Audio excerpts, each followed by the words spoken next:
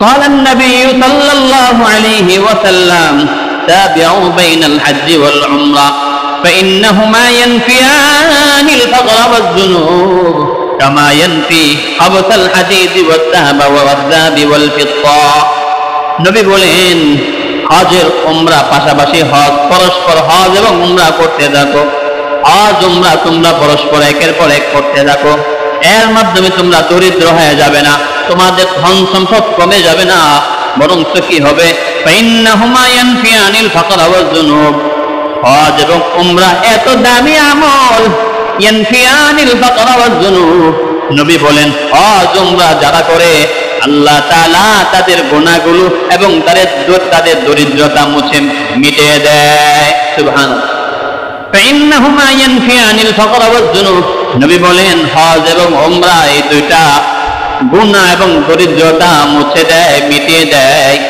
কামা ইয়ানফি খাবাতাল হাদিদ ওয়াজ যাহাবি ওয়াল ফিদ্দা যেমন আলহামদুলিল্লাহ আল্লাহ তাআলার দরবারে অসংখ্য অগণিত শুকর আদায় করছি যে মহান রব্বুল আলামিন দয়া করে মায়া করে মহব্বত করে আমাদেরকে এই পর্যন্ত হায়াত দিয়েছেন সুস্থ রেখেছেন এজন্য সকলে দিল থেকে জবান ছেড়ে বলি আলহামদুলিল্লাহ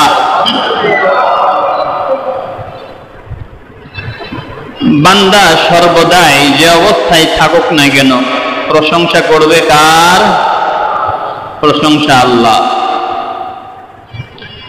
আমি যে অবস্থায় আছি প্রশংসা আল্লাহর যে আল্লাহ আমার চেয়ে অনেক খারাপ অবস্থায় আছে এরকম অনেক মানুষ আছে আল্লাহ তুমি আমাকে ভালো রেখেছো অনেকের তুলনায় ভালো আছে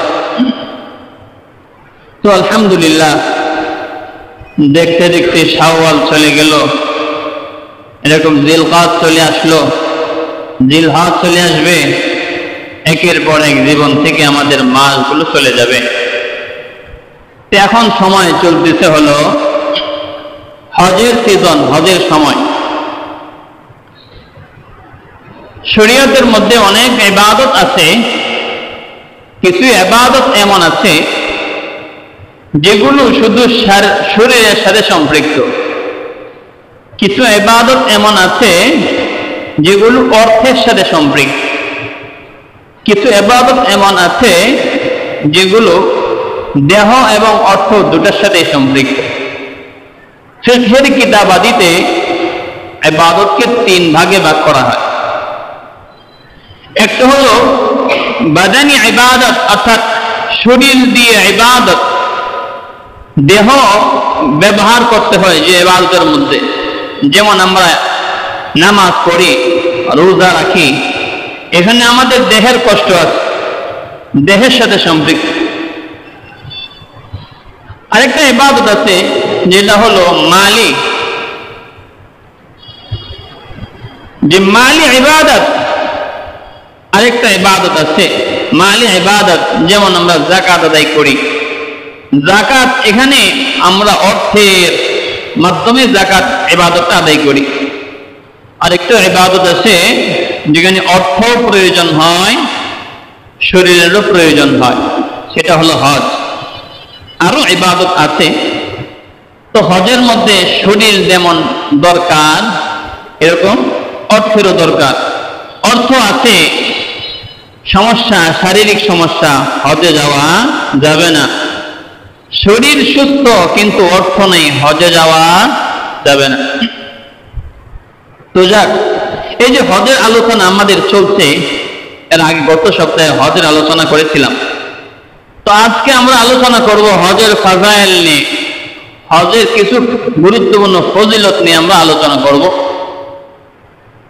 সবচেয়ে বড় কথা হলো হজের ফজিলত এত লম্বা এত বিস্তারিত 2-4 জমা হজের ফজিলত বললে শেষ হবে না কারণ হলো হজের যতগুলো কাজ আছে ইহরাম বাঁধা থেকে শুরু করে বান্দা যতগুলো কাজ করবে ওখানে পৌঁছার পরে বাইতুল্লাহ যাবে সাই করবে সাফায় যাবে মারওয়ায় যাবে মুজদালিফায় যাবে আরাফায় যাবে, মিনায় যাবে, কঙ্কর নিক্ষেপ করবে, যত কাজ আছে হাদিসে প্রত্যেকটা কাজের জন্য আল্লাহ তাআলা ভিন্ন ভিন্ন পুরস্কারের ব্যবস্থা করেছেন। বলেন না সুবহানাল্লাহ। তো গত সপ্তাহে আমরা বলেছিলাম হজের সম্পর্কটা হলো আল্লাহর প্রেম আর ভালোবাসার সাথে। আল্লাহর প্রেম আর ভালোবাসা যদি কারো অন্তরে গভীর হয়, লোকটা দরিদ্র হলেও দেখা যায় আল্লাহ তাআলা কাছে ডেকে নেন, হজের সুযোগ হয়ে যায়। এরকম অনেক মানুষ এমন আছে আমাদের সমাজে আশপাশে, টাকা পয়সা এত নেই, এত টাকা পয়সা নেই, কিন্তু প্রায় সময় উমরায় যায়, প্রায় সময় হজে যায়। ব্যবস্থা করেন কে? আল্লাহ। বন্ধু আমার, হজের ইবাদতটা এত দামি একটা ইবাদত। আমরা যত ইবাদত করি, শরীর দিয়ে অর্থ দিয়ে যত ইবাদত করি, অন্য ইবাদতের সাথে আল্লাহর ভালোবাসা, আল্লাহর প্রেম এত বেশি নেই। হজের মধ্যে আল্লাহ তাআলার ভালোবাসা, প্রত্যেকটা কাজের মধ্যে আল্লাহর ভালোবাসা টপকে টপকে পড়ে। সুবহানাল্লাহ। বান্দা যখন হজে যায়, যখন ইহরাম বাঁধে, ইহরাম বাঁধার পরে যখন বান্দা হজের উদ্দেশ্যে রওনা হয়ে যায়, বান্দার মনের মধ্যে কল্পনা, আমি কাবা দেখবো, আল্লাহর ঘর দেখবো, আল্লাহর ঘর দেখবো। বান্দার মনের মধ্যে একটা অনুভূতি কাজ করে, তখন থেকে বান্দার মনটা প্রস্তুত হয়ে যায়। বান্দার অন্তরের মধ্যে আল্লাহর ভালোবাসা, আল্লাহর প্রেম বাড়তেই থাকে, বাড়তেই থাকে, বাড়তেই থাকে। এক পর্যায়ে বান্দা যখন বাইতুল্লাহর সামনে উপস্থিত হয়ে যায়, বান্দা কখনো কখনো ভাষা হারিয়ে ফেলে। আয় রব্বুল আলামিন, আপনাকে কোনোদিন দেখি নাই। আয় আল্লাহ, আপনি এত দয়া করে মায়া করে আমাকে মানুষ বানাইছেন। আল্লাহ, এত নিয়ামত আমাকে দান করেছেন, কখনো আপনার কাছে কিছু চাই নাই। আল্লাহ, আমার দেহটা এত সুন্দর করে বানান, আমি কখনো চাই নাই। চেহারাটা এত সুন্দর করে বানান, আমি কখনো চাই নাই। আল্লাহ, এত দয়া, ভালোবাসা, মায়া, আল্লাহ এত ভালোবেসে আমাকে আপনি সবকিছু দিয়েছেন। আল্লাহ, আপনাকে কোনোদিন দেখি নাই, আজকে কেবলমাত্র শুধুমাত্র আপনার ঘর বাইতুল্লাহ দেখলাম। আল্লাহ, ভাষা হারিয়ে ফেলছি, আপনার কাছে কি বলবো? বলেন না সুবহানাল্লাহ। হাজিরা যখন বাইতুল্লাহ দেখে, তো ওখান থেকে ভালোবাসা শুরু হয়, প্রেম শুরু হয়। বন্ধু, শুধু তাই না, হজের মধ্যে 5 দিন যত কার্যক্রম করবে, প্রত্যেকটা কাজের মধ্যে আল্লাহর ভালোবাসা, আল্লাহকে খোঁজার জন্য বান্দা পাগল হয়ে যায়। কখনো প্রেমিক প্রেমিকার খোঁজে, প্রেমিকার খোঁজে যায়, যাওয়ার পরে বান্দা যে প্রেমিক প্রেমিকার খোঁজে বের হয়, প্রেমিকাকে পাওয়ার পরে বান্দার মনটার মানে না, কি দেখাবে, কি করবে, কি বলবে। প্রেমের মধ্যে ডুব দিয়ে প্রেমের মধ্যে নিমজ্জিত হয়ে গেছে। বান্দা যখন বাইতুল্লাহ পৌঁছে যায়, মক্কা শরীফে বান্দা যখন পৌঁছে যায়, বান্দা কখনো আল্লাহকে পাওয়ার জন্য কখনো সাফায় দৌড় দেয়, কখনো মারওয়ায় দৌড় দেয়, কখনো এরকম ভাবে মিনায় যায়, কখনো এরকম ভাবে উকুফে আরাফার জন্য যায়, কখনো আরাফাতের ময়দানে আল্লাহকে ডাকে, মালিক আল্লাহ, আমার সাধ্য নাই, আপনি আমাকে আপনার ভালোবাসার জায়গায় আপনি আমাকে এনেছেন। কখনো এরকম ভাবে মুজদালিফায় যায়। এরকম ভাবে বান্দা যত জায়গায় যায়, বান্দা শুধু আল্লাহকে খুঁজতে থাকে। বান্দা আল্লাহর ভালোবাসায়, আল্লাহর মহাব্বত, আল্লাহর প্রেমে বান্দা প্রত্যেকটা ইবাদতের মধ্যে, হজের প্রত্যেকটা কাজের মধ্যে বান্দা আল্লাহকে খুঁজতে থাকে। সুবহানাল্লাহ। তো যত কাজ ইবাদতের হজের মধ্যে আছে, সবগুলো কাজের মধ্যে হজের বিধানটা আল্লাহ এমন ভাবে সাজাইছে, যেখানেই যাবেন ওখানে আল্লাহর ভালোবাসার কথা মনে হবে, আল্লাহর প্রেমের কথা মনে হবে, আল্লাহর কুদরতের কথা মনে হবে। তো এই যে হজের ইবাদত, দামি একটা ইবাদত। আলহামদুলিল্লাহ, হজে তো অনেকে যাওয়া শুরু হয়ে গেছে।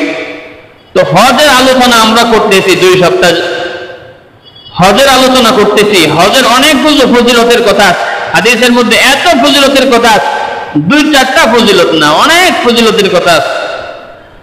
এর মধ্যে আমরা মোটা দাগে কয়েকটা ফজিলতের কথা আলোচনা করব। আমরা 8-10টা হজের ফজিলতের কথা বলব। এর মধ্যে সর্বপ্রথম হজের যে ফজিলত সেটা হলো, হজ হলো অন্যান্য আমলের চেয়ে উত্তম। হজ হল উত্তম এবং শ্রেষ্ঠ ইবাদত। হাদিসের মধ্যে আসছে, সুইলা রাসূলুল্লাহ সাল্লাল্লাহু আলাইহি ওয়াসাল্লাম আইয়ুল আমালি আফদাল ক্বালা ঈমানুন বিল্লাহি ওয়া রাসূলিহি। রাসূল আরবি সাল্লাল্লাহু আলাইহি ওয়াসাল্লামকে জিজ্ঞেস করা হয়, আইয়ুল আমালি আফদাল, ইয়া রাসূলুল্লাহ ইয়া হাবিবাল্লাহ, পৃথিবীর সবচেয়ে শ্রেষ্ঠ আমল কোনটা, সবচেয়ে দামি এবং শ্রেষ্ঠ আমল কোনটা? সাহাবীর প্রশ্নের উত্তরে নবী বলেন, ঈমানুন বিল্লাহি ওয়া রাসূলিহি, এক নাম্বার শ্রেষ্ঠ আমল হইল আল্লাহ এবং তার রাসূলের প্রতি ঈমান আনা। সাহাবী আবার জিজ্ঞেস করলেন, কাইলা সুম্মা মাযা ইয়া রাসূলুল্লাহ, এরপরে শ্রেষ্ঠ আমল কোনটি? নবী আবার জবাব দেন, আল জিহাদু ফি সাবিলিল্লাহ, দুই নাম্বার শ্রেষ্ঠ আমল হইল আল্লাহর পথে জিহাদ করা। সাহাবী আবার প্রশ্ন করলেন, কাইলা ইয়া রাসূল, কাইলা সুম্মা মাযা ইয়া রাসূলুল্লাহ, এরপরে কোন আমলটি শ্রেষ্ঠ আমল? নবী বলেন, হজ্জুন মাবরুর, নবী বলেন কবুল হজ, যে হজটা কবুল হয়েছে সেই হজটা হলো এরপরে শ্রেষ্ঠ আমল। সুবহানাল্লাহ। হাদিস থেকে পরিষ্কার হয়ে গেল সর্বশ্রেষ্ঠ আমল হলো আল্লাহ এবং তার রাসূলের প্রতি ঈমান আনা। দুই নম্বর শ্রেষ্ঠ আমল হইল আল্লাহর রাস্তায় জিহাদ করা। তিন নম্বর শ্রেষ্ঠ আমল হইল হজ্জুন মাবরুর, আই হজ্জুন মাকবুল, যে হজটা আল্লাহর কাছে কবুল হয়েছে সেই হজটা হলো আল্লাহর কাছে শ্রেষ্ঠ আমল। তো এই হাদিস থেকে আমরা জানতে পারলাম হজ একটা দামি আমল এবং হজ অন্যান্য আমলের চেয়ে শ্রেষ্ঠ একটা আমল। শুধু তাই না, হজের ফজিলত শ্রেষ্ঠত্ব বুঝাইতে গিয়া অন্য হাদিসের মধ্যে আসছে, নবীজি বলেন হজ এত দামি একটা ইবাদত। হাদিসের মধ্যে পরিষ্কার আছে হজ এবং অন্যান্য ইবাদতের মধ্যে মর্যাদায় এত পার্থক্য। পৃথিবীর পূর্ব দিগন্ত থেকে পশ্চিম দিগন্ত, পৃথিবীর পশ্চিম দিগন্ত থেকে পূর্ব দিগন্ত পর্যন্ত যত পরিমাণ ব্যবধান, হজ এবং অন্যান্য আমলের মধ্যে ততটুকু ব্যবধান। সুবহানাল্লাহ। তো পৃথিবীর পূর্ব দিগন্ত থেকে পশ্চিম দিগন্ত কি বিশাল দূরত্ব। নবীজি বলেন হজের এবং অন্যান্য ইবাদতের মধ্যে এত পরিমাণ দূরত্ব। সুবহানাল্লাহ বলবেন না? সুবহানাল্লাহ।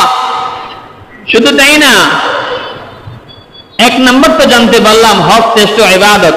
দুই নম্বর, হজ যারা করে, হাজি যারা হয়, আল্লাহ তাআলা তাদের দোয়া কবুল করেন। বলেন না সুবহানাল্লাহ? আমার কথা না, হাদিসের মধ্যে নবীজি বলেন, قال النبي صلى الله عليه وسلم الحجاج والعمار وفد الله। নবী বলেন হাজি এবং উমরাকারী তারা হলো আল্লাহর মেহমান, তারা হলো আল্লাহর প্রতিনিধি। আল হুজ্জাজ ওয়াল উম্মার ওয়াফদুল্লাহ। নবী বলেন হাজি এবং উমরাকারী তারা হলো আল্লাহর মেহমান। দাহুম ফাজাবু, যদি আল্লাহ তাদেরকে ভালোবেসে বাইতুল্লাহে ডাক দেয়, আল্লাহ তাআলার ডাকে তারা সাড়া দেয়। ওয়াসালুহু ফাআতাহু, শুধু তাই না, তারা যখন আল্লাহর ডাকে সাড়া দেয়, নবী বলেন ওয়াসালুহু ফাআতাহু, যখন তারা আল্লাহর কাছে কিছু চায়, আল্লাহ তাআলা দেরি করেন না, বরং সাথে সাথে দিয়ে দেন। সুবহানাল্লাহ। হাদিস থেকে পরিষ্কার বুঝলাম হাজি যারা হয় আল্লাহর প্রিয় হয়, আল্লাহর মহব্বতের মানুষ হয়, আল্লাহর মহব্বতের বান্দা হয়। হাজিরা যদি আল্লাহর কাছে দোয়া করে, আল্লাহ তাআলা তার দোয়া কবুল করে, তার মনের আশা কবুল করে নেয়। সুবহানাল্লাহ। তো হাজিরা দোয়া করলে দোয়া কবুল হয়। দুই নাম্বার জানতে পারলাম। তিন নাম্বার, যারা হজ করে আল্লাহ তাআলা তাদের গুনাহগুলো মাফ করে দেন। বলেন না সুবহানাল্লাহ? যারা হজ করে আল্লাহ তাআলা তাদের গুনাহগুলো মাফ করে দেন। তিরমিজি শরীফের 811 নম্বর হাদিস, নবীজি বলেন, قال النبي صلى الله عليه وسلم من حج فلم يرفث ولم يفسق غفر له ما تقدم من ذنبه। আল্লাহর নবী বলেন, যেই বান্দা হজ করলো, হজের সফরের মধ্যে ফালাম ইয়ারফুস ওয়ালাম ইয়াফসুক, হজ করতে গেল, হজের সফরের মধ্যে বান্দা কোনো অন্যায় অশ্লীল কাজ করে নাই, গুফিরা লাহু মা তাকদ্দামা মিন যামবি, নবী বলেন আল্লাহ তাআলা বান্দার যাবতীয় গুনাহগুলো মাফ করে দেন। গুফিরা লাহু মা তাকদ্দামা মিন যামবি, বান্দার পূর্বে যত গুনাহ আছে, বান্দা হজ থেকে ফিরে আসে, বান্দার সবগুলো গুনাহ মাফ করে দেয়। বন্ধু, হাদিসটা পরিষ্কার অন্য আরেকটা হাদিসের মধ্যে আসছে। অন্য আরেকটা হাদিস বুখারী শরীফের 1521 নম্বর হাদিসে নবী বলেন, মান হাজ্জা লিল্লাহি ওয়া লাম ইয়ারফুস ওয়া লাম ইয়াফসুক রাজা কায়াউমিন ওয়ালাদাতহু উম্মুহু। নবী বলেন, যেই বান্দা আল্লাহর জন্য হজ করে, হজের সফরের মধ্যে বান্দা কোনো অন্যায় অশ্লীল কাজ করে না, রাজা কায়াউমিন ওয়ালাদাতহু উম্মুহু, সেই বান্দা কোনো মা সন্তান যেদিন ভূমিষ্ঠ করেন, মা সন্তানকে যেদিন ভূমিষ্ঠ করেন, সেদিন সন্তানের যেমন কোনো গুনাহ থাকে না, সন্তান নিষ্পাপ থাকে। বান্দা যখন হজের সফর শেষ করে আসে, আল্লাহ তাআলা বান্দাকে ওইরকম নিষ্পাপ করে দেয়। রাজা কায়াউমিন ওয়ালাদাতহু উম্মুহু, মা যেদিন সন্তানকে ভূমিষ্ঠ করে, সেদিন সন্তানের যেমন গুনাহ থাকে না, বান্দা হজের সফর থেকে যেদিন ফিরে আসে, সেদিন বান্দারও কোনো গুনাহ থাকে না। পরিষ্কার। এত সুন্দর করে আল্লাহ তাআলা পবিত্র করে দেয়। এখান থেকে একটা জিনিস নবীজি বলেন, মান হাজ্জা লিল্লাহ, যেই বান্দা আল্লাহর জন্য হজ করে। বন্ধু, কথাটা একটু গভীরভাবে বুঝতে হবে। আল্লাহর জন্য হজ, আমরা হজ অনেক সময় আল্লাহর জন্য করি না, বরং আমার ধন সম্পদ আছে, আমার অর্থ আছে, এই জন্য অর্থ ব্যয় করে প্রত্যেকবার হজের মধ্যে যাই, কিন্তু হজের মধ্যে আল্লাহর ইবাদতের কথা মনে থাকে না, বরং হজের মধ্যে যাই আমি বিভিন্ন মার্কেট করার জন্য। বিভিন্ন সময় বিভিন্ন মার্কেটে যাই, দামি দামি জিনিস নিয়ে আসি, আর এলাকায় এসে গর্ব করি, ওটা তো আমি মুজদালিফা থেকে কিনেছি, এটা আমি আরাফা থেকে কিনেছি, এটা অমুক জায়গা থেকে কিনেছি। এরকম হজ করতে যাই আল্লাহর জন্য না, বরং নিজে কিছুদিন বেড়ানোর জন্য, পিকনিক করার জন্য হজ করতে যায়। বন্ধু, আল্লাহ বলেন, আল্লাহর জন্য হজ করলে আল্লাহ গুনাহ মাফ করবে। আমার নিজের সুনাম সুখ্যাতির জন্য যদি হজ করি, সে হজ আল্লাহর কাছে কবুল হবে না, বরং হজের সফর গিয়ে আমার লাভের চেয়ে ক্ষতি বেশি হয়ে যাবে। তো হজের সফর গিয়ে আমরা যা করি, সবচেয়ে বড় যে কাজটা করি সেটা হলো হজের সফরে আসি, তো হজ করতেছি আল্লাহর জন্য, যেখানে ছবি ওঠানোর প্রয়োজন নেই। বলেন তো, আরাফার ময়দানে সকলে কান্না করতেছে, মুজদালিফায় সকলে ব্যস্ত, মিনায় সকলে ব্যস্ত, আর এই ব্যস্ততার ভিতর দিকে এই যে এখন আমি মুজদালিফায় আছি, এখন আরাফায় আছি, এখন এরকম ভাবে মিনায় আছি। তো এই যে আমি হজে গিয়া প্রত্যেক মুহূর্তে একটু পর পর বিভিন্ন ছবি আর ভিডিও যে ছাড়তেছি, বলেন কিসের উদ্দেশ্যে? এটা কি হজের, আল্লাহর জন্য হজে গেলে এরকম করে, নাকি নিজে হজে গেছে, মন চাইতে হজে গেছে এই জন্য? তো হজে গিয়ে, হ্যাঁ, আপনি কোনো দর্শনীয় স্থান যদি থাকে, যেমন উহুদ পাহাড় আছে, খন্দক, আরো কত জিনিস আছে দেখার মতো, হজের সফরে গিয়ে মানুষ অনেক কিছু আগ্রহ নিয়ে দেখে। তো এগুলো আপনি দেখতে পারেন, ভিডিও করে রাখতে পারেন, সমস্যা নেই, আরো 5 জনকে দেখাবেন।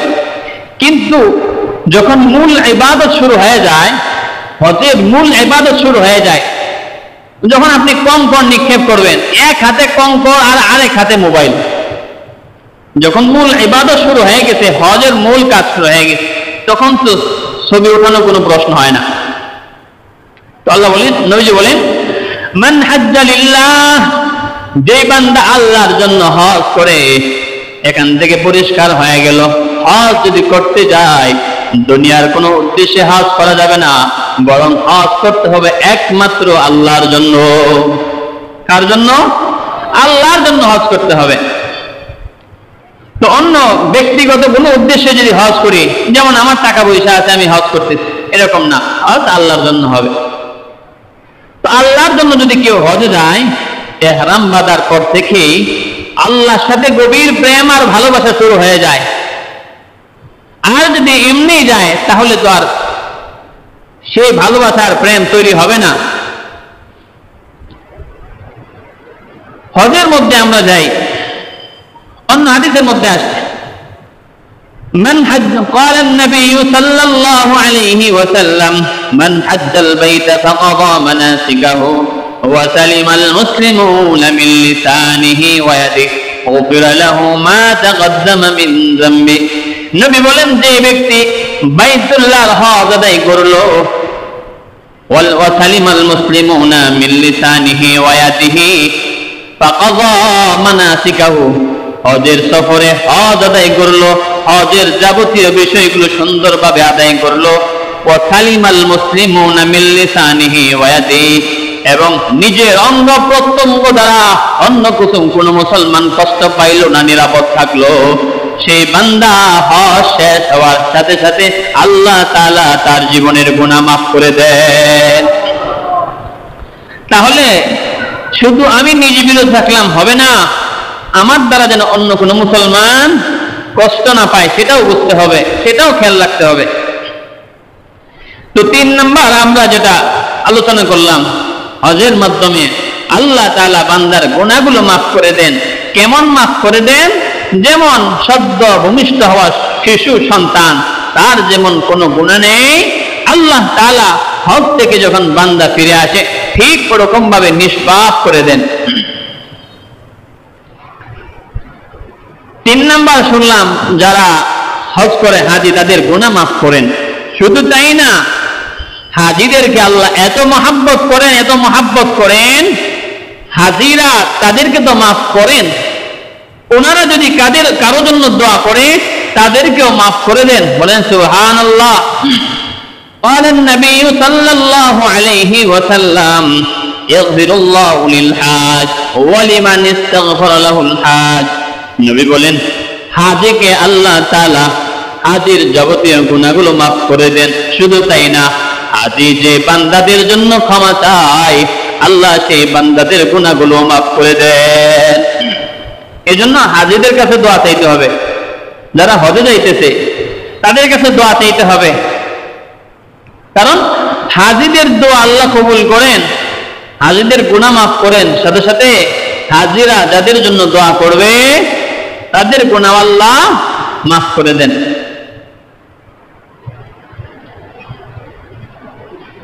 এরপরে আমরা অনেক সময় ভাবি যে হুজুর হজ করলে তো 6.5 লক্ষ টাকা চলে যাবে, 7 লক্ষ টাকা চলে যাবে, আমি তো দরিদ্র হয়ে যাব, গরিব হয়ে যাব। নবীজি বলেন কোন বান্দা যদি হজ করে সে দরিদ্র হবে না, বরং আল্লাহ তাআলা তার দরিদ্রতা দূর করে আল্লাহ তাকে ধনী বানিয়ে দিবেন। বলেন না সুবহানাল্লাহ।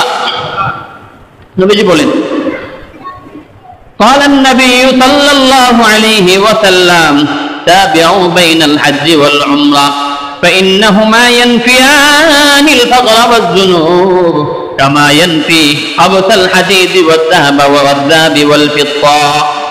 নবী বলেন হজের উমরা পাশাপাশি হজ, পরস্পর হজ এবং উমরা করতে থাকো। হজ উমরা তোমরা পরস্পর একের পর এক করতে থাকো, এর মাধ্যমে তোমরা দরিদ্র হয়ে যাবে না, তোমাদের ধন সম্পদ কমে যাবে না, বরং কি হবে? ফাইন্নাহুমা ইয়ানফিয়ানিল ফাকরা ওয়াজ যুনুব। হজ এবং উমরা এত দামি আমল, ইয়ানফিয়ানিল ফাকরা ওয়াজ যুনুব। নবী বলেন হজ উমরা যারা করে আল্লাহ তাআলা তাদের গুনাহগুলো এবং তাদের দরিদ্রতা মুছে মিটিয়ে দেয়। সুবহানাল্লাহ। فإنهما ينفيان الفقر والذنوب। নবী বলেন হজ এবং উমরা এই দুইটা গুনাহ এবং দরিদ্রতা মুছে দেয়, মিটিয়ে দেয়। কামা ইয়ানফি খাবাতাল হাদিদি ওয়াজ যাহাবি ওয়াল ফিদ্দা, যেমন কামারের হাপড় দিয়ে যেমন কামার লোহা পরিষ্কার করে, এরকম অনেক জিনিস আছে যে জিনিসের মাধ্যমে স্বর্ণ রূপার ময়লা দূর করা হয়। নবী বলেন কামা ইয়ানফি খাবাতাল হাদিদি ওয়াজ যাহাবি ওয়াল ফিদ্দা, আল্লাহ তাআলা বান্দার দরিদ্রতা এবং গুনাহ এমন ভাবে মাফ করে দেয় যেমন ভাবে কামারের হাপড় কামারের লোহা থেকে ময়লা পরিষ্কার করে দেয়। সুবহানাল্লাহ। তো হাপড়ের মাধ্যমে যেমন লোহার ময়লা পরিষ্কার হয়ে যায়, লোহাটা চকচক করে, নবীজি বলেন হজ এবং উমরার মাধ্যমে বান্দার গুনাহগুলো এরকম ভাবে মাফ হয়ে যায়, সাথে সাথে আল্লাহ তাআলা তার দরিদ্রতা তার দারিদ্রতা দূর করে দেয়। তাহলে এই প্রশ্ন করার সুযোগ নেই যে হুজুর হজ করলে গরিব হয়ে যাব, কারণ হজ করলে ধন সম্পদ বাড়বে কমবে না, এই কথা বলেছেন কে? নবীজি বলেছেন। কে বলেছেন? নবীজি বলেছেন। এখন কথা হলো হজে তো হুজুর এত টাকা খরচ করে যাব, হজের মধ্যে যে আমরা খরচ করব সেই খরচের কি আলাদা কোনো ফজিলত আছে কিনা? হ্যাঁ, সেই খরচের আলাদা ফজিলত আছে। হজের মধ্যে বান্দা যখন থেকে হারাম বাঁধবে, হজের সফর শুরু করবে, হজের মধ্যে যত টাকা বান্দা খরচ করবে প্রত্যেকটা টাকার বিনিময়ে আল্লাহ 700 টাকা পর্যন্ত সওয়াব দান করেন। বান্দা প্রত্যেকটা টাকার বিনিময়ে 700 টাকা সওয়াব বাড়ায় দেন। قال النبي صلى الله عليه وسلم النفقة في الحج كالنفقة في سبيل الله ب700 ضعف। আল্লাহ নবী বলেন, যেই বান্দা হজের মধ্যে খরচ করে, হজের মধ্যে যে বান্দা মন খুলে হজের মধ্যে খরচ করে, নিজের জন্য খরচ করে, অন্যদের জন্য খরচ করে, কান্নাফাকাতি ফি সাবিলিল্লাহ, আল্লাহর রাস্তায় বান্দা 1 টাকা খরচ করলে যেমন 700 টাকার নেকি পায়, হজের মধ্যে বান্দা যখন 1 টাকা খরচ করে আল্লাহ তাআলা তার আমলনামায় 700 টাকার নেকি দান করেন। বন্ধু শুধু তাই না, এই হাদিসের মধ্যে নবীজি বলেন 1 টাকার বিনিময়ে 700 টাকা আল্লাহ তাআলা দান করবেন, 700 টাকার নেকি দান করবেন। 1 টাকার বিনিময়ে 700 পর্যন্ত বাড়াবেন। শুধু এতটুকুই সীমাবদ্ধ নয়, আল্লাহর কাছে বান্দার হজ যদি কবুল হয়ে যায়, আল্লাহ এত পরিমাণ নেকি দান করেন যে নেকিগুলো লিখতে লিখতে ফেরেশতারা পর্যন্ত ক্লান্ত হয়ে যায়। সুবহানাল্লাহ। তো যে কোনো আমল যদি আল্লাহর কাছে কবুল হয়ে যায়, পছন্দ হয়ে যায়, আল্লাহ এত পরিমাণ নেকি দান করেন, তখন আর এই যে 7 আর 700 হিসাব থাকে না, তখন আল্লাহ তাআলা অসংখ্য অগণিত নেকি দান করেন। শুধু তাই না, হজের মধ্যে খরচের ফজিলত জানতে পারলাম। 7 নাম্বার, হজের মধ্যে আমরা যখন যাই, দেখেন হজের প্রত্যেকটা কাজের জন্য আলাদা আলাদা ফজিলত আছে। তো আমরা মোটা দাগের কিছু ফজিলতের কথা বললাম। তো হজের মধ্যে যখন হাজি যায়, তো হজ করে লাব্বাইক আল্লাহুম্মা লাব্বাইক, হাজি যখন এই শব্দটা বলতে থাকে, এই বাক্যটা বলে লাব্বাইক আল্লাহুম্মা লাব্বাইক লাব্বাইক লা শারীকা লাক লাব্বাইক ইন্নাল হামদা ওয়ান নি'মাতা লাকা ওয়াল মুলক লা শারীকা লাক। বান্দা যখন হজে গিয়ে লাব্বাইক লাব্বাইক বলতে থাকে, বান্দা যতবার লাব্বাইক বলে তার ডানে বামে, নবী বলেন তার ডানে বামে যত বস্তু আছে, মাটি বলেন, পাথর বলেন, বৃক্ষ বলেন, যত যা কিছু আছে, তার ডানে বামে যত বস্তু আছে সব বস্তু বান্দার সাথে সাথে তালবিয়া পড়তে থাকে। বান্দা যখন বলে লাব্বাইক আল্লাহুম্মা লাব্বাইক, বান্দার সাথে বান্দার সম্মানার্থে প্রত্যেকটা বস্তু লাব্বাইক লাব্বাইক বলতে থাকে। আল্লাহু আকবার। অনেক সময় দেখা যায় দামি অনেক মানুষ যদি, গুরুত্বপূর্ণ কোনো ব্যক্তি যদি আসে, কোনো মিটিং এর মধ্যে বসে, উনি একটা কথা বললে অন্যরা বলে কি তোমরা সাথে সাথে বলো, ওনার সাথে সাথে বলো, অথবা ওনার কথাকে গুরুত্ব দেওয়ার জন্য অনেক সময় দেখা যায় ওনার কথাটাকে আরো 2-4 জন উচ্চারণ করে, তাই না? বান্দা যখন হজে যায়, বান্দা তখন সাধারণ বান্দা থাকে না, বান্দা আল্লাহর প্রিয় বান্দা হয়ে যায়। এই জন্য বান্দার জবান থেকে লাব্বাইক লাব্বাইক বের হয়। আল্লাহ তাআলা ওই সব বস্তুদের এরকম ভাবে ব্যবস্থা করে দেন, ও দুনিয়ার যত বস্তু আছো আমার বান্দা লাব্বাইক লাব্বাইক উপস্থিত, আয় রব আমি উপস্থিত, আমি উপস্থিত। যখন বান্দা লাব্বাইক লাব্বাইক বলে বান্দার আশেপাশে সব বস্তুগুলো লাব্বাইক বলতে থাকে। সুবহানাল্লাহ। শুধু তাই না, বান্দা যখন লাব্বাইক বলে, লাব্বাইক বান্দা যতবার বলে ততবার বান্দাকে সুসংবাদ দেওয়া হয়। বলে সুবহানাল্লাহ। আপনারা কি আমার কথা বলতেছেন? সুবহানাল্লাহ তো বাড়ি গিয়ে বললে হবে না, এখানেই বলতে হবে। সুবহানাল্লাহ যদি কেউ মন থেকে বলে, আল্লাহর কাছে যদি পছন্দ হয়, আল্লাহ এই সুবহানাল্লাহর সওয়াব এত পরিমাণ দেন যেটা বান্দা কোনোদিন কল্পনা করে নাই। তাও সুবহানাল্লাহ বলবেন না? তাই আমাদের কঠিন ময়দানে অনেক সময় বান্দা আল্লাহকে জিজ্ঞেস করবে, আল্লাহ এই যে বিশাল একটা নেকি, বিশাল একটা সওয়াব, এটা কিসের সওয়াব? আল্লাহ বলবেন, বান্দা এই যে কাজ করা মসজিদের মধ্যে অমুক দিন ইমাম সাহেব বয়ান করতেছে, হজের বিষয়ে বয়ান করছিল, এমন সময় হজের বিভিন্ন কথা শুনে তুমি হজে যাইতে পারো নাই, মহাব্বত আর আবেগ নিয়ে সুবহানাল্লাহ সুবহানাল্লাহ জবান ছেড়ে ছেড়ে বলছিলে, ওই সুবহানাল্লাহ আমার কাছে এত পছন্দ হইতে যার বিনিময়ে আমি আল্লাহ তাআলা তোমাকে বিশাল বিশাল নেকি দান করলাম। তো অনেক আমলের ক্ষেত্রে এমন হবে, আল্লাহ এটা এত বড় নেকি কিসের? ওই যে সুবহানাল্লাহ বলছিলা, এই যে 1 টাকা দান করছিলা, এই যে এই কাজটা করছিলা। তো বান্দার সব আমলের ক্ষেত্রে বান্দার মহাব্বত ভালোবাসা এগুলো হলো মূল বিষয়। শুধু তাই না, হজ যারা করে, হাজি যারা, বান্দা যখন হজে যায়, হজ যদি কবুল হয় আল্লাহ তাআলা এর বিনিময়ে অনেক কিছুই দিবেন। স্পেশাল যে পুরস্কারটা দিবেন সেটা হলো জান্নাত, সেটা হলো জান্নাত। নবীজি বলেন, قال النبي صلى الله عليه وسلم العمرة إلى العمرة كفارة لما بينهما والحج المبرور ليس له جزاء إلا الجنة। আল্লাহর নবী বলেন, উমরার পরে উমরা করতে থাকো, তাহলে 2 উমরার মধ্যবর্তী যত গুনাহ আছে আল্লাহ তাআলা সবগুলো গুনাহ মাফ করে দেয়। শুধু তাই না, ওয়াল হজ্জুল মাবরুর লাইসা লাহু জাযাউন ইল্লাল জান্নাহ। কারো হজ যদি কবুল হয়ে যায় সেই হজের বিনিময়ে আল্লাহ তাআলা জান্নাত দান করেন। ওয়াল হজ্জুল মাবরুর লাইসা লাহু জাযাউন ইল্লাল জান্নাহ। কারো হজ যদি কবুল হয়ে যায়, কবুল হজের বিনিময়ে আল্লাহর কাছে একমাত্র বিনিময় হলো জান্নাত। আল্লাহ তাআলা বান্দাকে অনেক কিছু দিবে, বান্দাকে দুনিয়ায় অনেক কিছু দিবে, পরকালে অনেক কিছু দিবে, কিন্তু বান্দা যতক্ষণ জান্নাত পাবে না বান্দার মন ভরবে না। এই জন্য আল্লাহ বলেন, নবী বলেন, বান্দা তোমার হজটা যদি আমার জন্য হয়, হজটা যদি কবুল হয়ে যায়, আমি আল্লাহর পক্ষ থেকে তোমার জন্য প্রতিদান হিসাবে জান্নাত রেখে দিয়েছি। সুবহানাল্লাহ। এই জন্য হজ একটা দামি ইবাদত। হজের প্রাসঙ্গিক অনেক বিষয় আছে, আমরা আগের থেকেই আলোচনা করতেছি। হজের বিষয়ে যদি মনে করেন, হজের মাস তো হলো 3টা, হজের মাস 3টা, শাওয়াল, জিলকাদা, যুলহিজ্জা।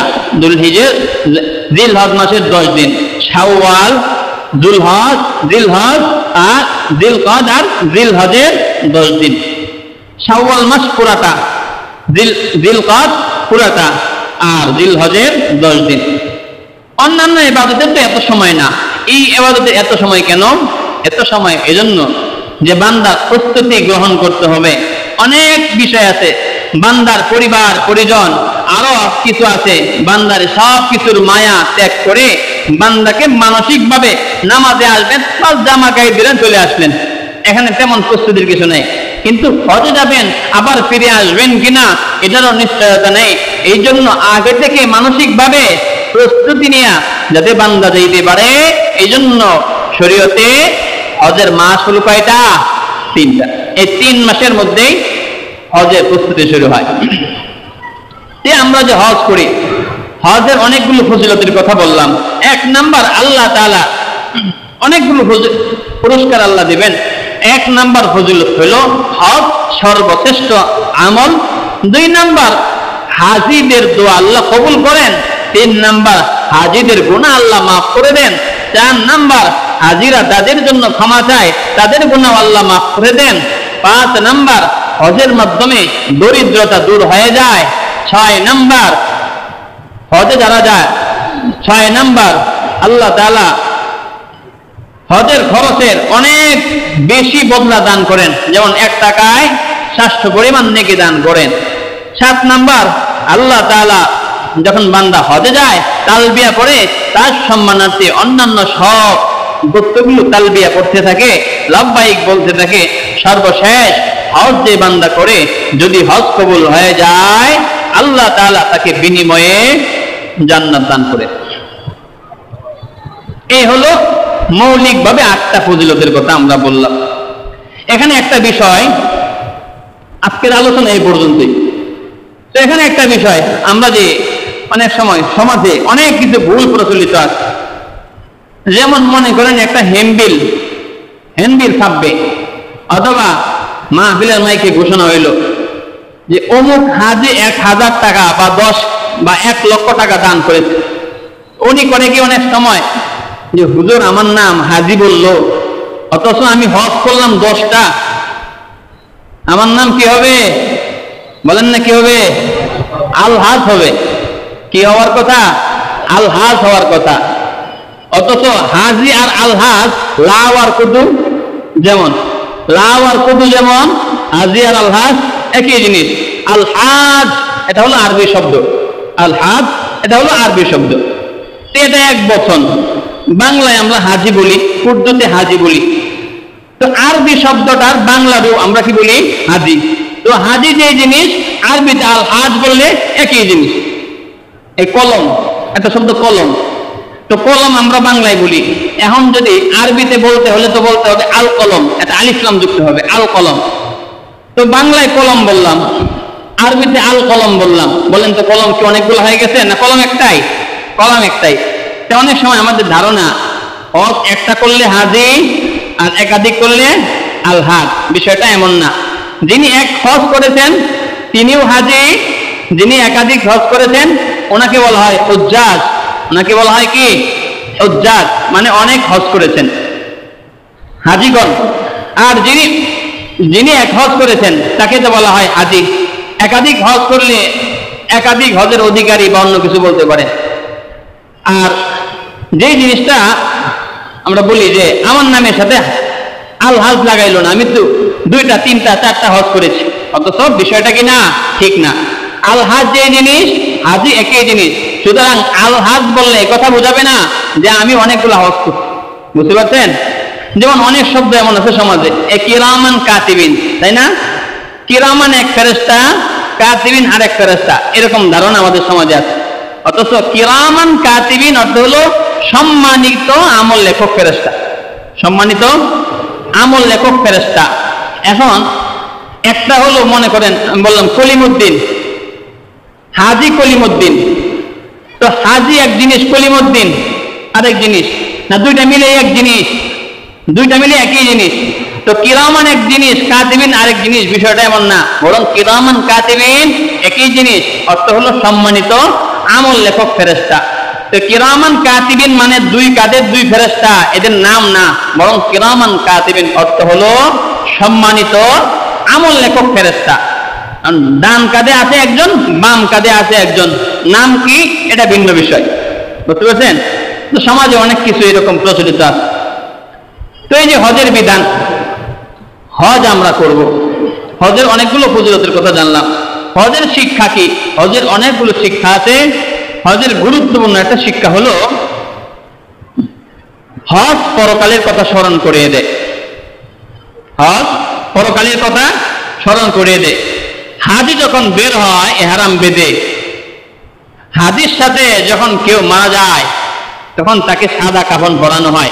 হাজির সাথে এই মুহরিম ব্যক্তির সাথে কাফন পরিহিত ব্যক্তির মিল আছে না নেই? আছে না নেই? তো এই জন্য উলামায়ে ইকরাম লেখেন, হজ বান্দাকে পরকালের কথা স্মরণ করায় দেয়। বান্দা যখন হজে যায়, বান্দাকে এই মেসেজটা দেওয়া হয়, আমার ঘরে যেমন সাদা কাপড় পরে আসছো, ঠিক এরকম ভাবে সাদা কাপড় পরে একদিন তুমি বিদায় হয়ে যাইবা। হজের মধ্যে আসছো সাদা কাপড় পরে, সাদা কাপড় পরে আসছো, তোমাকে নিজেকে পরিবর্তন করে আমার ঘর এরকম বাইতুল্লাহ তাওয়াফের জন্য আসছো, নিজেকে পরিবর্তন করে আমার ঘরে আসছো, ঠিক এরকম ভাবে মৃত্যুর জন্য প্রস্তুত হয়ে যাও। এখন তো সাদা কাপড় পরেছ, ময়লা হইলে অথবা কোনো অন্যায় হইলে এটাকে শুধরানোর সময় আছে, কিন্তু যখন তুমি মৃত্যুর কাফন পরে ফেলবা, যখন তুমি কাফনের কাপড় পরবা, সাদা কাপড় পরে ফেলবা, তখন আর শুধরানোর কোনো সময় হবে না, সুযোগ হবে না। এই জন্য হজ থেকে শিক্ষা নাও। হজের মাধ্যমে তুমি সাদা কাপড় পরে তুমি নিজেকে পরিবর্তন করেছ, ঠিক এরকম ভাবে মৃত্যুর আগেও সাদা কাপড় পরিধান করার আগে নিজেকে প্রস্তুত করে নাও, নিজেকে পরিবর্তন করে নাও। 2 নম্বর হজের শিক্ষা হলো, হজের মাধ্যমে সকল মুসলমানকে এই বার্তা দেওয়া হয়, যেমন আজকে সকলে সাদা কাপড় পরে, কোনো ঝগড়া বিবাদ কিছু নাই। যেমন হাদিসে একটু আগে বলা হয়, যে বান্দা হজ করবে, হজের মধ্যে ওয়ালাম ইয়াফসুক ওয়ালাম ইয়ারফুস, যেই বান্দা অন্যায় করবে না, ঝগড়া করবে না, ফাসাদ করবে না, যেই বান্দা কোনো অন্যায় করবে না, তার মানে হজের মধ্যে অন্যায় করা নিষেধ, অন্যায় করা যাবে না, ঝগড়া করা যাবে না, কাউকে গালি দেওয়া যাবে না, কোনো অন্যায় করা যাবে না। হজের মাধ্যমে বান্দা এই শিক্ষা পায় যে হজের মধ্যে তুমি যেমন গেছো, কোন অন্যায় অশ্লীল কাজ থেকে বিরত থাকছো, ঠিক এরকম ভাবে বাকি জীবনটাও তোমার এরকম অন্যায় অশ্লীল কাজ থেকে বিরত থাকতে হবে। এই শিক্ষাটাও পাওয়া যায়। সাথে সাথে আরেকটা শিক্ষা পাওয়া যায় যে সাদা কাপড় যখন পরেছো, সকল মুসলমান, এখানে কে ধনী, কে বাদশা, কে গরিব, এই প্রশ্ন নাই, সকলেই সাদা, সকলেই সাদা। এর মাধ্যমে এটা বোঝায় যে গোটা মুসলিম ঐক্য, মুসলমান অনেক ক্ষেত্রে যে ঐক্য সাজ পোশাক পরিধান করে, এর মধ্যে হজ হলো একটা। যেমন নামাজে আসছেন, আপনাকে রুকু দিতে হবে, সাজদা দিতে হবে, আরো ইবাদত করতে হবে, তো এটার মধ্যে ঐক্য আছে, ঠিক আছে। একই কাতারে গরিব ধনী দাঁড়াই, ঠিক আছে। কিন্তু হজের মধ্যে এত বেশি, আপনি নামাজে আসলেন, দামি পোশাক পরতে পারবেন, সুযোগ আছে, ভালো কিছু ব্যবস্থা করতে পারবেন, হ্যাঁ ঠিক আছে। কিন্তু হজের মধ্যে ব্যবস্থাপনা সব সমান, সব সাদা, সব সাদা। এর মাধ্যমে আল্লাহ তাআলা বুঝিয়ে দেন, তো সকলে যেমন এখন এখানে ঐক্য আছে, গোটা মুসলিম উম্মাহকে কি থাকতে হবে, এরকম ঐক্যবদ্ধ থাকতে হবে, সব জায়গায় ঐক্যবদ্ধ থাকতে হবে। তো আল্লাহ তাআলা হজ নিয়ে যে কথাগুলো বলার তৌফিক দিয়েছেন, এগুলোর উপরে সকলকে আমল করার তৌফিক দান করুক, সকলে বলেন আমিন। সবচেয়ে বড় কথা কি, সবচেয়ে বড় কথা হইল, আল্লামা জালালউদ্দিন রুমি রাহমাতুল্লাহ আলাইহি একটা ঘটনা লেখেন। ওখানে উনি লিখছেন যে আসলে বান্দা যে হজ করতে যায়, অনেক করবে, অনেক কিছু করবে, অনেক প্ল্যান প্রোগ্রাম নিয়ে যায়, আসলে আল্লাহ বান্দার মন দেখে, বান্দার মন দেখে। আল্লামা জালালউদ্দিন রুমি রাহমাতুল্লাহ আলাইহি সুন্দর করে লেখেন, কোন এক বাদশা বাগদাদের কাছে একজন কোন একটা গরিব পরিবার ছিল, ওই গরিব পরিবারের মধ্যে একটা লোক ছিল। হঠাৎ করে ওনার আগ্রহ জাগলো, আকাঙ্ক্ষা জাগলো, তখন বাদশার সাথে দেখা করবে। বন্ধু ভালো করে শুনবেন, বাদশার সাথে দেখা করবে, সাক্ষাৎ করবে, ওনার মনের মধ্যে আগ্রহ তৈরি হয়। উনি সফরে বের হয়ে যাবেন বাদশার সাথে দেখা করার জন্য, কিন্তু গরিব মানুষ কি নিয়ে যাবেন এরকম কোনো সামর্থ্য নাই। স্ত্রীর সাথে পরামর্শ করলো কি নিয়ে যাওয়া যায়, স্ত্রী পরামর্শ দিল বাদশার দরবারে নাই এমন তো কিছু নাই, বাদশার দরবারে সবাই আছে, কি নিয়ে যায়, আমাদের গ্রামের মিষ্টি পানি, আমাদের টিউবওয়েল থেকে যে পানি বের হয়, আমাদের আশপাশে যে ঠান্ডা পানি আছে, বাদশা হয়তো এই পানিটা পাবে না, যান আপনি এক কলস পানি ভর্তি করে নিয়ে যান। আল্লাহর বান্দা সুদূর আল্লাহর বান্দা অনেক দূর দেশে, আল্লাহর বান্দা ওই বাদশার সাথে দেখা করতে যাবে, এক কলসি পানি নিয়ে বান্দা যাইতেছে, বান্দা এক কলসি পানি নিয়ে যাইতেছে। দেখুন গরিব মানুষ কিন্তু মহাব্বত, বাদশার দিলের বাদশার সাথে মহাব্বত, কি দিবেন এমন কিছু পাইতেছে না, এই জন্য ঠান্ডা পানি নিয়ে গেছেন। বাদশার দরবারে যখন যায়, বাদশা জিজ্ঞেস করলেন তুমি কি নিয়ে এসেছ? তো বাদশা আপনার জন্য একটা হাদিয়া নিয়ে আসলাম। জিজ্ঞেস করলো কি হাদিয়া? এই যে হাদিয়া, কলসের মধ্যে ঠান্ডা পানি। আমি ভাবলাম বাদশা হয়তো বাচ্চা আপনার রাজমহলের মধ্যে কোনো কিছুর অভাব নেই, কিন্তু ঠান্ডা পানি হয়তো আপনি পাবেন না। বাচ্চা নামদার, বাচ্চা মহোদয় আপনার জন্য পানি নিয়ে আসলাম। বাচ্চা পানিটা খোলার সাথে সাথে দেখে দুর্গন্ধ শুরু হয়ে গেছে। লম্বা পথ যখন পাড়ি দিয়ে বান্দা গেছে, ধুলাবালি পড়তে পড়তে পানিটা দুর্গন্ধ হয়ে গেছে। বাচ্চা তার অন্য খাদেম দিয়ে ডাক দিয়ে বলে, যাও ওই পানিটা ওখানে রেখে দাও, আর ওই কলসটা পুরাটা ভর্তি করে তাকে স্বর্ণ দেয়া দাও, পুরাটা ভর্তি করে স্বর্ণ দেয়া দাও। বাচ্চা চিন্তা করলো, আমার জন্য কি নিয়ে আসছে এটা দেখার বিষয় না, বরং সে যে দূর থেকে মহাব্বতের সাথে নিয়ে আসছে এটা হলো দেখার বিষয়। বাচ্চা বলে, যাও ভর্তি করে কলস ভর্তি করে তাকে স্বর্ণ দেয়া দাও। শুধু তাই না, তাকে এরকম আমার ওই নদীর পাশে নিয়ে যাইবা। যখন খাদেমরা তাকে নদীর পাশে নিয়ে যায়, নদীর পাশে গিয়ে দেখে এত সুন্দর পানি, ওই আল্লাহর বান্দা লজ্জিত হয়ে গেছে, আল্লাহ কি নিয়ে আসলাম বাচ্চার জন্য। জালালউদ্দিন রুমি বুঝাইতে যায়, যারা আল্লাহর জন্য হজ করবে, আল্লাহর জন্য তুমি কি নিয়ে যাইতেছো এটা দেখার বিষয় না, বরং আল্লাহর জন্য কতটুকু ভালোবাসা, কতটুকু প্রেম নিয়ে যাইতেছে। আল্লাহ তাআলা বান্দার মহাব্বত, বান্দার প্রেমটাই শুধু দেখতে চায়, শুধু প্রেমটাই দেখতে চায়। এজন্য অনেক কিছু নিয়ে যাওয়ার দরকার নাই, নিয়ে যাওয়ার দরকার কি আল্লাহর ভালোবাসা, আল্লাহর প্রেম। আল্লাহ তাআলা আমল করার তৌফিক দান করুক। ওয়া আখিরু দাওয়ানা আলহামদুলিল্লাহি রাব্বিল আলামিন।